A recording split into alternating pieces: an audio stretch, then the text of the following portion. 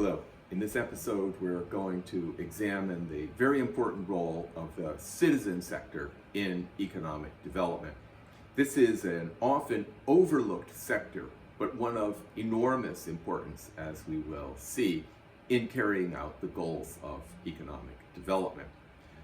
The citizen sector includes the best known, highly organized parts, including NGOs, and also, though very informal, even village or neighborhood-based voluntary associations that also play an extremely important, if again, often overlooked, role.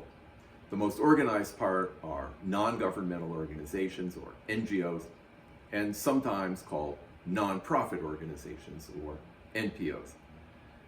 Notice that both of these begin with the word non. They tell us what these kinds of organizations are not. Well, they're not governmental organizations, and they're not part of the for-profit private sector. So what are they? Sometimes this is called the third sector. That doesn't help either. It does not talk in any way about what the strategic role might be for non-government organizations, nonprofit organizations, community-based organizations, general volunteer activity in general in economic development. So we want to go beyond the non, in other words, to get a sense of what important roles that these play.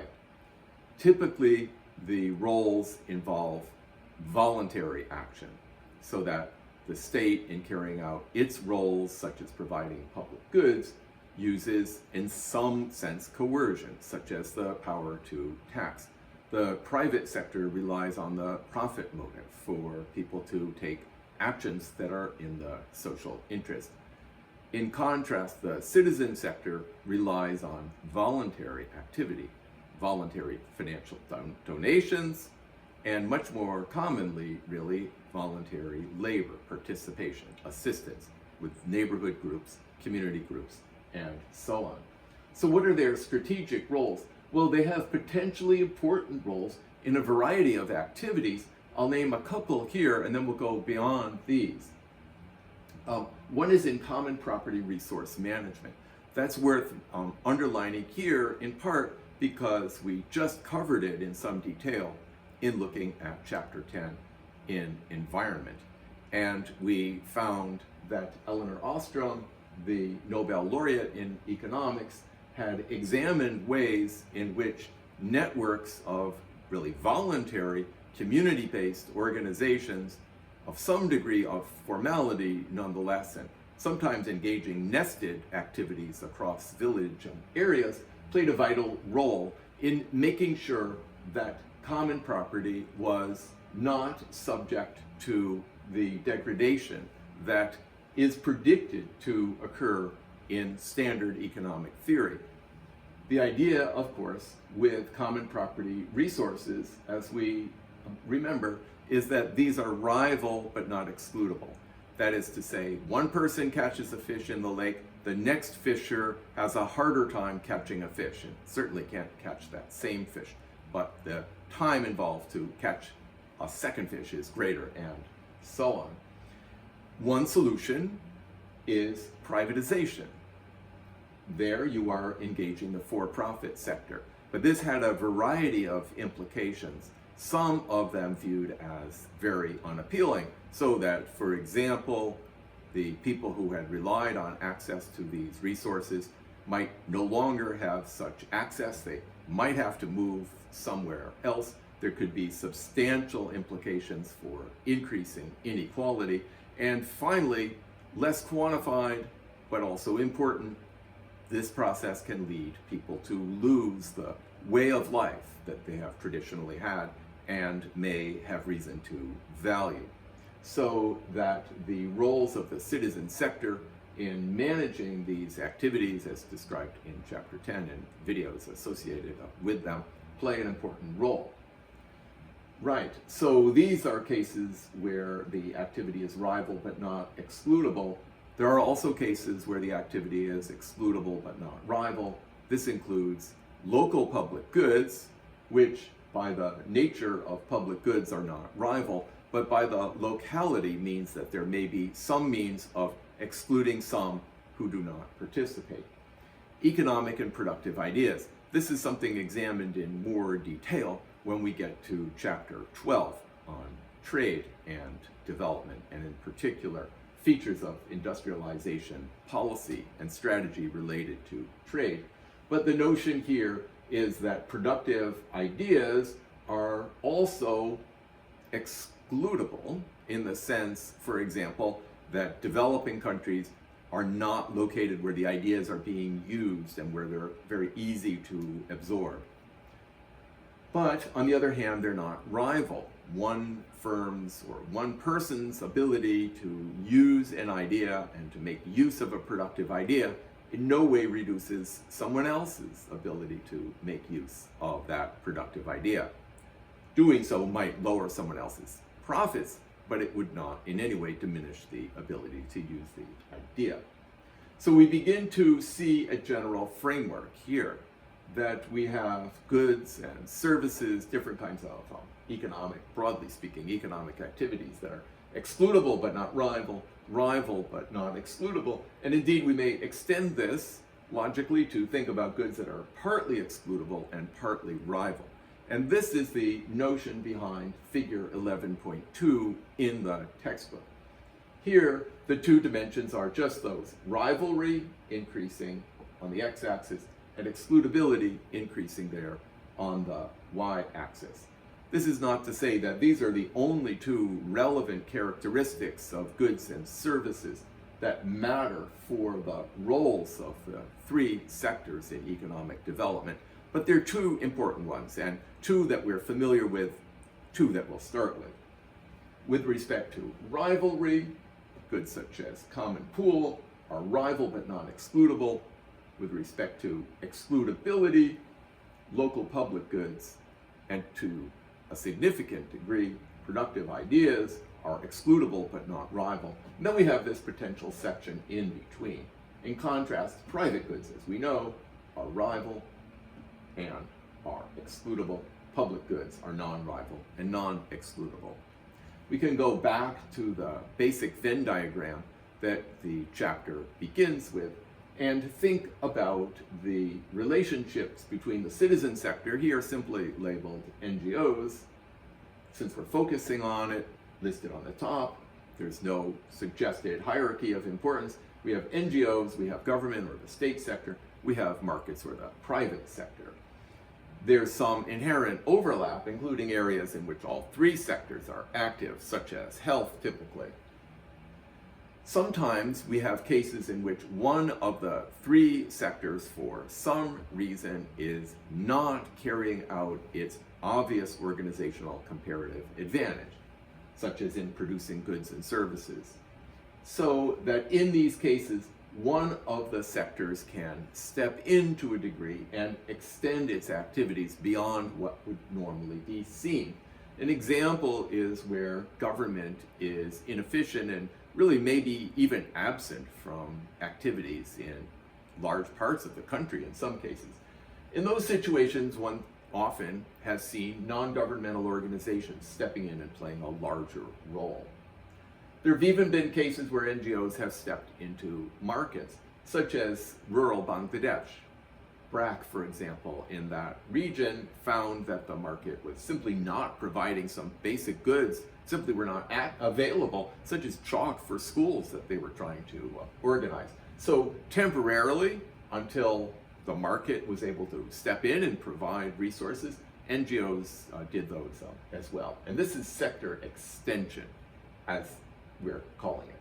So these are three sectors, and when you have NGOs that are not active in the obvious areas, in particular that band between excludability and rivalry that one might expect them to be, for some reason, government may step into those roles that are more natural. This could be for a variety of reasons. In some cases, it may be because government is suppressing NGOs, so that this is not a efficient outcome any more than it naturally seems to be for NGOs to be in the business of producing chalk otherwise. So we have these overlaps and sometimes extensions beyond what I like to call organizational comparative advantage. So those are two dimensions in which NGOs may play a strategic role, do something important for development rather than being non-governmental or non-profit making. There are a number of other ways in which NGOs contribute in rather different ways. Here, thinking to a large degree about their role in helping to end poverty. One is innovative design and implementation. Many times NGOs have played a leading role in developing and trying out, and in some cases even scaling up programs that are helpful to the poor. This includes microfinance, and it also includes various health interventions and programs such as targeting the ultra poor, all of which are examined in part in Chapter 5, or at the case study at the end of this chapter, Chapter 11, that looks at two NGOs, Grameen and BRAC, and their activities in Bangladesh and elsewhere. Technically, Grameen is a credit union, but has most of the characteristics also of an NGO. Program flexibility. One thing that government can do is scale up and have a program that's the same or within the same parameters for everyone, such as a pension system, Social Security. Whereas there's much more flexibility for NGOs or the citizen sector more broadly to adapt to local circumstances and indeed to adapt significantly to different problems faced by different individuals and families in an area.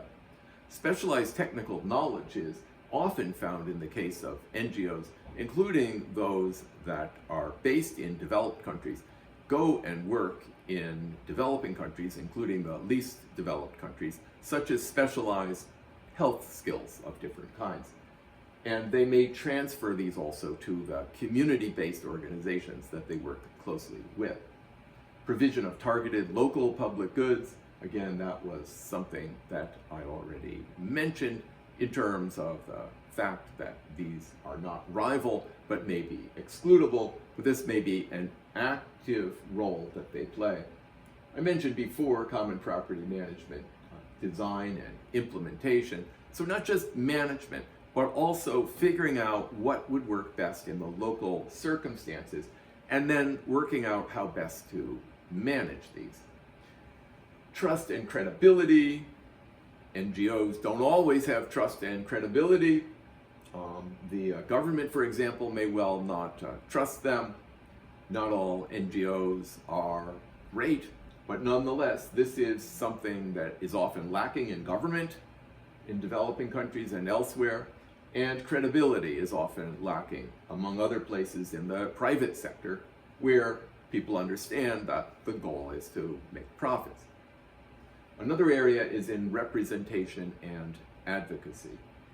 Here, the idea is that it would be surprising or difficult, at least to credibly have government advocate against itself, so that the idea is to represent communities, community views, in ways that are more subtle than can be simply addressed by who votes for whom in the next election. So these are some other potential areas, a couple of which mentioned before, but this also looks at some of the other areas and not just general things we observe that NGOs may be doing, but a way of understanding their strategic role in successful economic development. So the NGO, CBO, citizen sector, as I mentioned, is sometimes called the voluntary sector. So there are failures in this sector, just as there is government failure and just as there is market failure, there's failure in this sector, and it has been termed by NGO experts voluntary failure. This term I don't particularly like because it sounds like NGOs may be failing on purpose, but that's really not the rationale here. It's a failure of NGOs to live up to their potential strategic promise with respect to their organizational comparative advantage. And here are a few of them that have been identified in the literature, and there are references to these in the textbook. They may be insignificant. They have small scale, small reach, don't live up to their potential, may not be effective. They may lack necessary local knowledge to develop and implement an appropriate mix of programs and address relevant and important problems in the region in which they're working. This is a criticism that has been leveled to international NGOs going and working in developing countries. It doesn't always apply as a criticism, but sometimes it's understood that it has. They may be selective, exclusionary, elitist, ineffectual. They might have inadequate incentives to ensure effectiveness. They may be captured by the goals of funders. The need to fundraise often means that an organization has to show that it can do the kinds of work and help meet the kinds of objectives that are behind the requests for proposals, for example, that come from foundations. And this can cause a lot of instability as the funders can change priority from one year to the next. Another is giving too little attention to means, to resources. This can keep NGOs insignificant and not reach needed scale, which some NGOs do and others do not. Often, just very local activities are what's needed and are perfectly fine. Neighborhood associations, there's no need for them to reach scale, but for many activities there is. In contrast to this, it's been observed that the acquiring of means, particularly fundraising, seems to become primary ends in and of themselves at a certain point in time. So some of these various weaknesses can go uncorrected, at least for an extended period of time. In some cases, if there's an endowment, for example, perhaps indefinitely, because NGOs and CBOs, but NGOs in particular, nonprofit organizations, don't get the direct feedback that are found in the other sectors, so that private firms in markets get immediate feedback based upon whether or not people are buying their goods and services. At least in democratic regime societies, governments get some quick feedback at the polls.